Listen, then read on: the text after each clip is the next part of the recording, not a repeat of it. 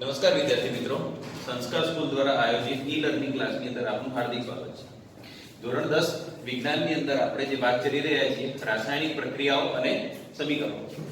અગાઉના લેક્ચર તમે ધ્યાનપૂર્વક જોઈ ચૂક્યા છો. એ લેક્ચરની અંદર આપણે રાસાયણિક પ્રક્રિયાઓ થાય તો રાસાયણિક પ્રક્રિયાઓમાં કયા કયા પરિવર્તનો આવે છે, રંગ પરિવર્તન આવે છે, વિશિષ્ટ પ્રકારના વાયુ ઉત્પન્ન થાય છે, તાપમાનની અસર થાય છે, એવી વાતની આપણે ચર્ચા કરી ચૂક્યા છીએ. એના પછી આપણે વાત કરી હતી કે રાસાયણિક પ્રક્રિયાઓના કેટલા પ્રકારો છે. તો આપણે એક પ્રકાર ભણી ચૂક્યા હતા કે ભાઈ સંયોગીકરણની પ્રક્રિયા. તો રાસાયણિક પ્રક્રિયાના પ્રકારમાં આપણે પહેલો પ્રકાર ભણી ચૂક્યા છીએ સંયોગીકરણની પ્રક્રિયા. આજે આપણે બીજો પ્રકાર ભણીશું વિઘટનની પ્રક્રિયા. તો વિઘટનની પ્રક્રિયા કોને કહેવાય સમજી લઈએ અહીંયા આગળ. વિઘટન પ્રક્રિયા. જો મિત્રો, સંયોગીકરણની પ્રક્રિયાની વ્યાખ્યામાં એ પ્રકાર હતો કે બે કે બે કરતા વધારે પ્રક્રિયકો ભેગા થઈ અને નિપજનું નિર્માણ કરતા હોય તેવી પ્રક્રિયાઓને સંયોગીકરણની પ્રક્રિયા કહે છે. એનાથી વિરોધી તો વિઘટનની પ્રક્રિયાની વ્યાખ્યા શું છે? તો કે એવી રાસાયણિક પ્રક્રિયા કે જેની અંદર પ્રક્રિયકો પોતે તૂટીને સરળ નિપજમાં રૂપાંતર પામતી હોય તો તેવી રાસાયણિક પ્રક્રિયાઓને વિઘટન પ્રક્રિયા કહે છે. લખીએ તો લખી શકાય કે જે રાસાયણિક પ્રક્રિયામાં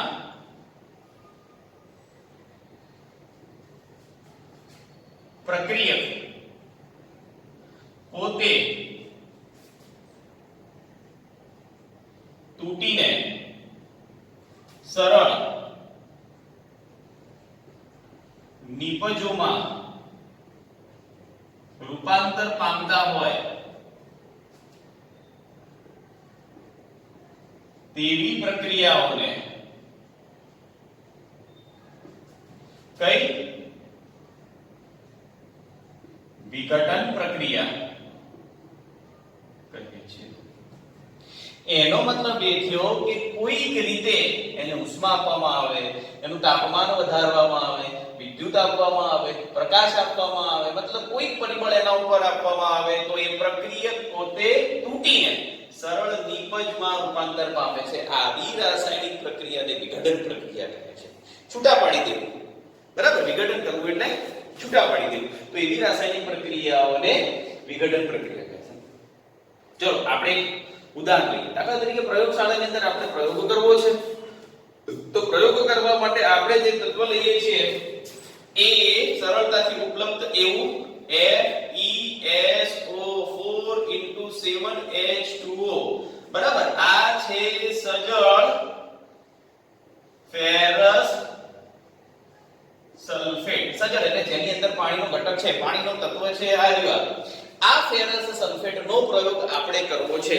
તો આ પ્રયોગ કરવા માટે આપણા માટે પ્રયોગશાળાની અંદર એક કસનળી છે. આ કસનળીને બર્નરની જ્યોત સાથે મૂકી દેવામાં આવે છે. નીચેથી બર્નરની જ્યોત મૂકેલી છે અને આ કસનળીની અંદર આ તત્વ લીધેલું છે ફેરસ સલ્ફેટ. પણ કેવું છે? સજળ ફેરસ સલ્ફેટ છે. આ સજળ ફેરસ સલ્ફેટને તમે કસનળીની અંદર મૂકી દો અને સેજ ત્રાસી કસનળી રાખીને એને સતત ગરમ કરતા રહેવાનું છે. આ ગરમ થશે એટલે સૌથી પહેલા સજળ ફેરસ સલ્ફેટમાંથી આપણને સ્ફટિકમય ફેરસ સલ્ફેટ મળશે અને એ સ્ફટિકમય ફેરસ સલ્ફેટનો આપણે આગળ પ્રયોગમાં ઉપયોગ કરવો છે. તો એને ગરમ કરવામાં આવે. FeSO4 7H2O એને ઉષ્મા આપવામાં આવે તો તમને મળશે FeSO4. આ છે સ્ફટિકમય ફેરસ સલ્ફેટ. હા, આ સ્ફટિકમય ફેરસ સલ્ફેટનો આપણે ઉપયોગ કરવો છે. આ સ્ફટિકમય ફેરસ સલ્ફેટની આગળ પ્રક્રિયા કરવી છે.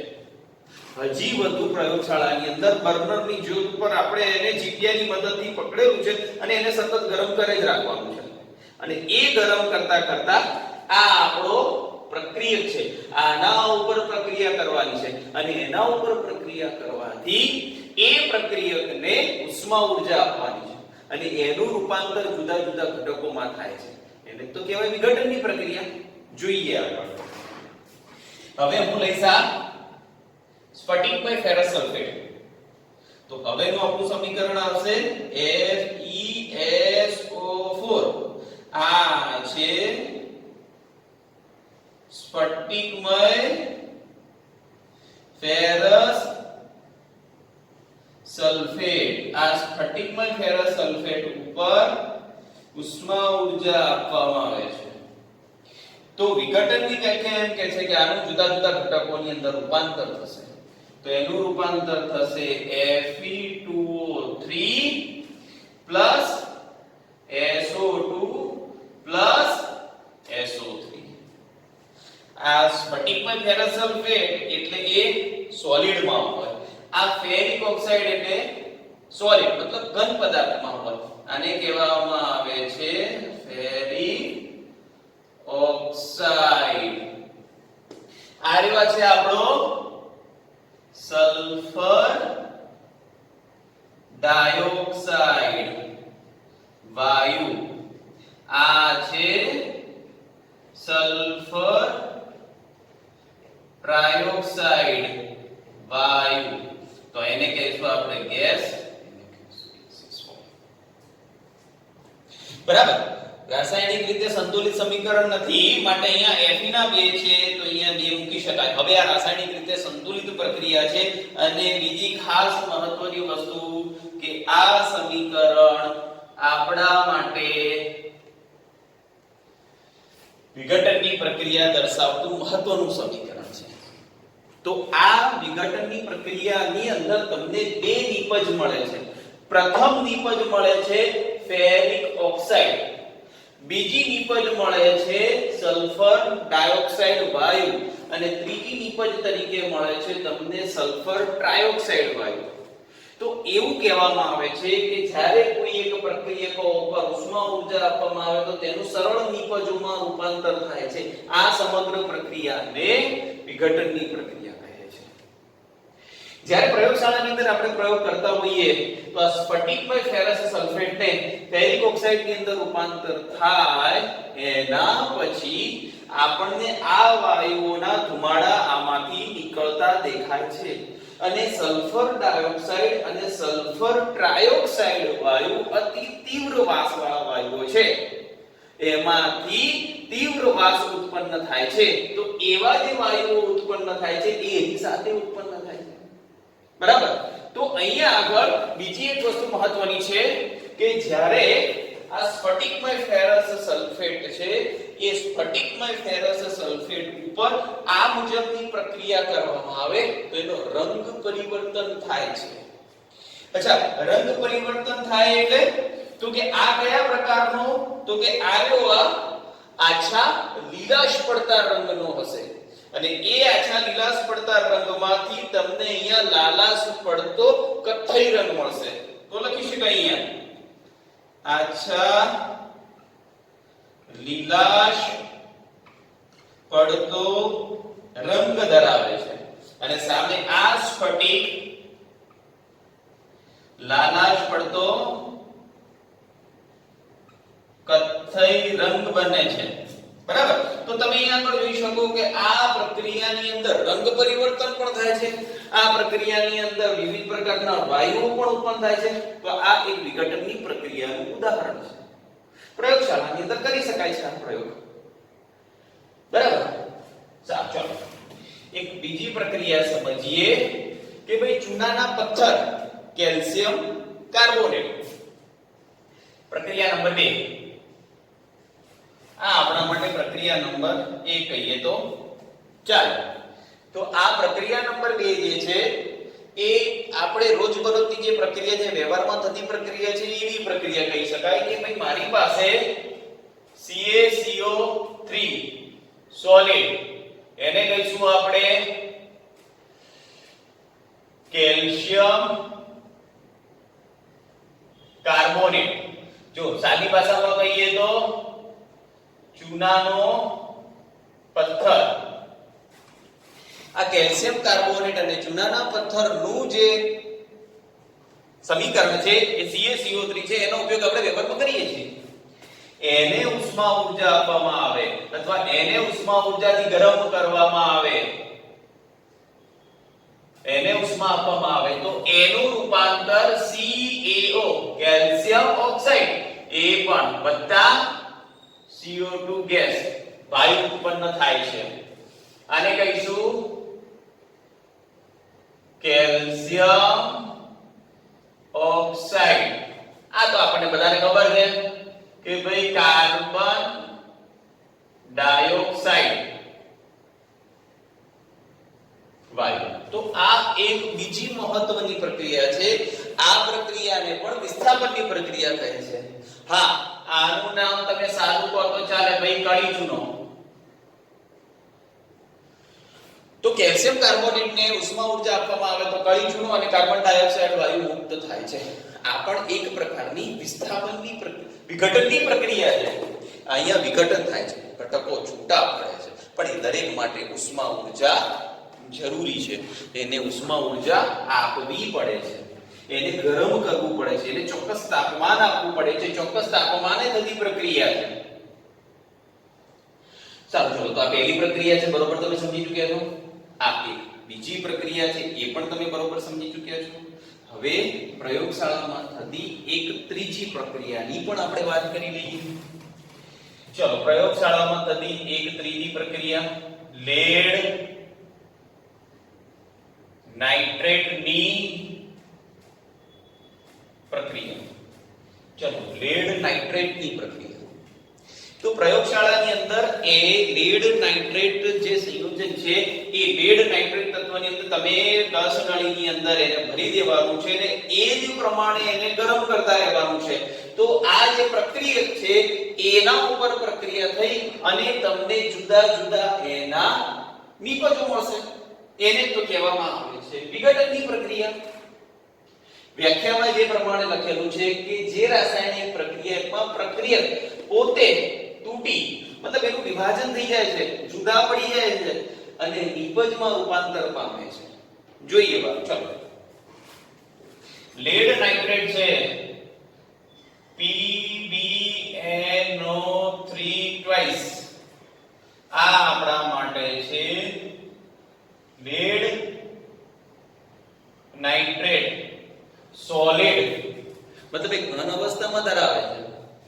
એના ઉપર જ્યારે પ્રક્રિયા કરવામાં આવે તો લેડ ઓક્સાઇડ વત્તા નાઇટ્રોજન ડાયોક્સાઇડ અને વત્તા ઓક્સિજન વાયુ મુક્ત થાય છે. આની પણ ઘન અવસ્થા છે, આ પણ ગેસ અવસ્થામાં છે, આ પણ વાયુ અવસ્થામાં છે. જોઈએ મિત્રો, રાસાયણિક રીતે સંતુલિત સમીકરણ નથી આ. આનું નામ છે લેડ ઓક્સાઇડ, આનું નામ છે નાઇટ્રોજન ડાયોક્સાઇડ અને આ તો આપણને ખબર છે કે ભાઈ ઓક્સિજન વાયુ, નાઇટ્રોજન ડાયોક્સાઇડ વાયુ આ પ્રમાણે મુક્ત થાય છે. રાસાયણિક રીતે સમીકરણ સંતુલિત સમીકરણ નથી, તો આ સમીકરણને આપણે સંતુલિત પણ કરી નાખીએ અને આ એક વિઘટનની પ્રક્રિયા છે એ પણ સમજી લઈએ. અહીંયા આગળ એને આપવામાં આવે છે ઉષ્મા. તો જ્યારે તમે એને ઉષ્મા આપો છો તો લેડ નાઇટ્રેટના ઘન સ્વરૂપમાંથી લેડ ઓક્સાઇડ, નાઇટ્રોજન વાયુ અને ઓક્સિજન વાયુ મુક્ત થાય છે. આ પ્રક્રિયા વિઘટન કહેવાય. રાસાયણિક રીતે સંતુલિત સમીકરણ કરીએ. જો નિપજની અંદર નાઇટ્રોજન, ઓક્સિજનના કેટલા છે? 2 4 ને 1 5 અને પ્રક્રિયકોમાં ઓક્સિજનના કેટલા છે? 3 ને 2 3 ગુણ્યા 2 એટલે 6. તો પ્રક્રિયકોની અંદર 6 છે, નિપજમાં 2 ને 2 4 ને 1 5 છે. તો અહીંયા આગળ આપણે 2 વડે ગુણી દઈએ તો ઓક્સિજન તો સંતુલિત થઈ ગયા છે. 2 2 4 અને 2 6. હા, પણ જ્યારે ડાબી બાજુ તમે 2 વડે ગુણ્યા તો લેડ ના 2 થઈ ગયા છે. અહીંયા આગળ લેડ નો 1 જ છે, તો અહીંયા આગળ લેડ ના સાથે મૂકી શકાય 2. ફરીથી જોઈએ. લેડ Pb ના કેટલા છે?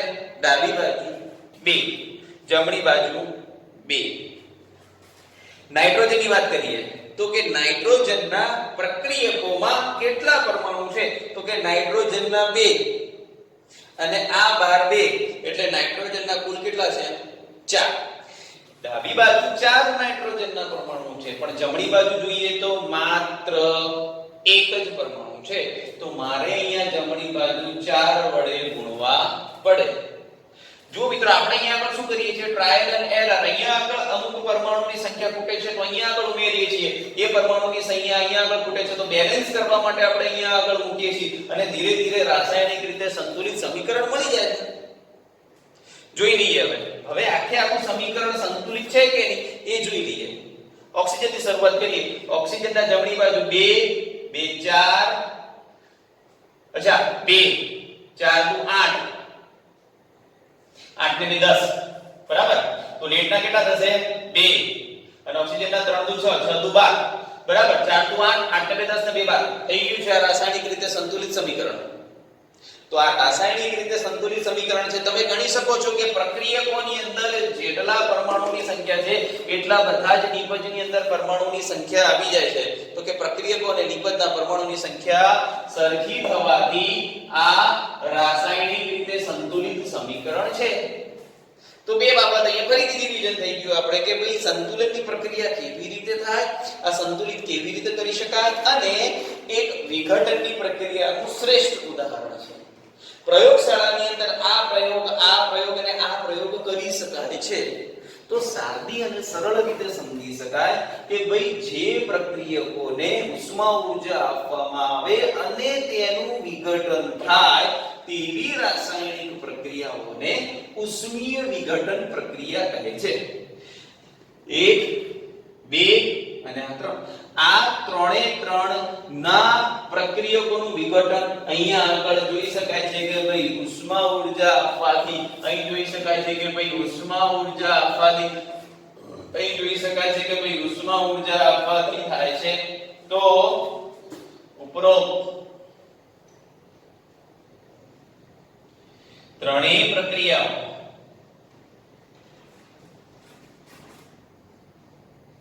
ઉષ્મા ઊર્જાને કારણે વિઘટન પામે છે. તો તેવી પ્રક્રિયાઓને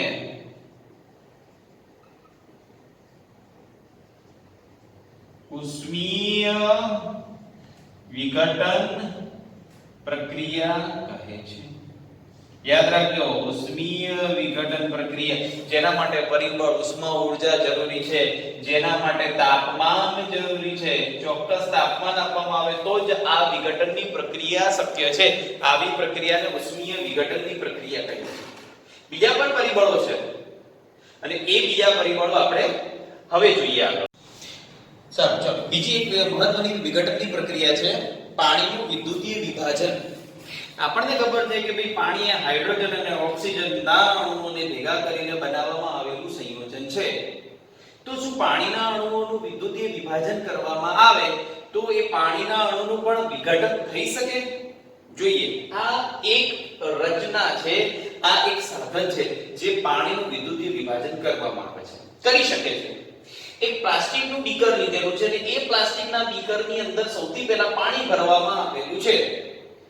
આ પાણી ભરેલા બીકરની અંદર નીચે બે ઇલેક્ટ્રોડ મૂકવામાં આવેલા છે. એકને કહેવામાં આવે છે એનોડ ધ્રુવ, બીજાને કહેવામાં આવે છે કેથોડ ધ્રુવ. એનોડ ધ્રુવ તરીકે તમે કાર્બનનો સળિયો લઈ શકો છો, પ્લેટિનમ લઈ શકો છો, કેથોડ ધ્રુવ તરીકે પ્લેટિનમ લઈ શકો. તો આ જે આખી પ્રક્રિયા છે, આ જે આખા સાધન છે, એ સાધનને 6 વોલ્ટના વિદ્યુત કોષ મતલબ બેટરી સાથે જોડી શકીએ છીએ કે જે વ્યવહારમાં આપણે મળતી બેટરી છે. મતલબ આ બેટરીની મદદથી આ બંને ઇલેક્ટ્રોડ જોડેલા છે અને એની અંદર અહીંયા આગળ પાણી ભરેલું છે. પ્રક્રિયા કરવા માટે એની અંદર આપણે 2 થી 3 મંદ સલ્ફ્યુરિક એસિડના ટીપા નાખવામાં આવે છે અને અહીંયા આગળ એક સ્વિચ દોરેલી હોય તો ચાલે. બરાબર, આર્યા છે સ્વિચ. એટલે તમે જેવી અહીંયા સ્વિચ પાડશો એટલે અંદર રાસાયણિક પ્રક્રિયા થશે. રાસાયણિક પ્રક્રિયા થઈ પાણી જેનું અણુસૂત્ર H2O છે, જે હાઇડ્રોજન અને ઓક્સિજન થી બનેલું છે, એનું એક એક કક્ષનળીની અંદર વિભાજન થતું જશે.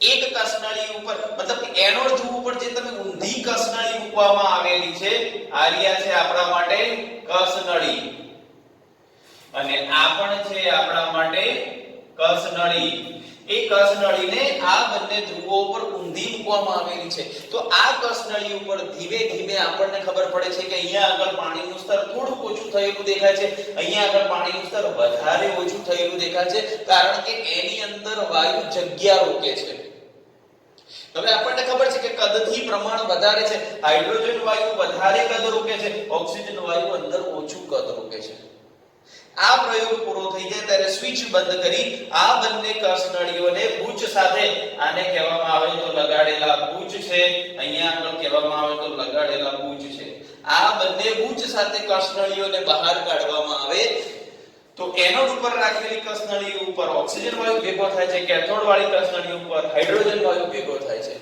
અને બંને કસનળીને તમે જો મૂકવામાં આવે તો એક કસનળીમાં હાઇડ્રોજન વાયુ સાથે દિવાસળી કે તમે મીણબત્તી મૂકો તો એ જ્યોત સાથે સળગવા લાગે છે એનો મતલબ કે અંદર રહેલા પાણીનું વિભાજન થયું હશે સમીકરણથી લખી શકીએ કે ભાઈ આ વિભાજનની પ્રક્રિયા કેવી રીતે લખી શકાય તો કે આપણી પાસે H2O પાણી છે આ પાણીના અણુ એટલે લિક્વિડ અને એનું વિદ્યુતીય વિભાજન અહીંયા આગળ પ્રક્રિયા લખી તો લખી શકાય વિદ્યુત વિભાજન આ વિદ્યુતીય વિભાજનની મદદથી H2 gas plus O2 gas મળે છે મતલબ હાઇડ્રોજન વાયુ અને અહીંયા ઓક્સિજન વાયુ મળે છે જો મિત્રો રાસાયણિક રીતે સંતુલિત નથી એટલે અહીંયા આગળ 2 વડે ગુણવામાં આવે તો અહીંયા આગળ 2 વડે ગુણવામાં આવે હાઇડ્રોજનના 4 તો હાઇડ્રોજનના 4 ઓક્સિજનના 2 તો ઓક્સિજનના 2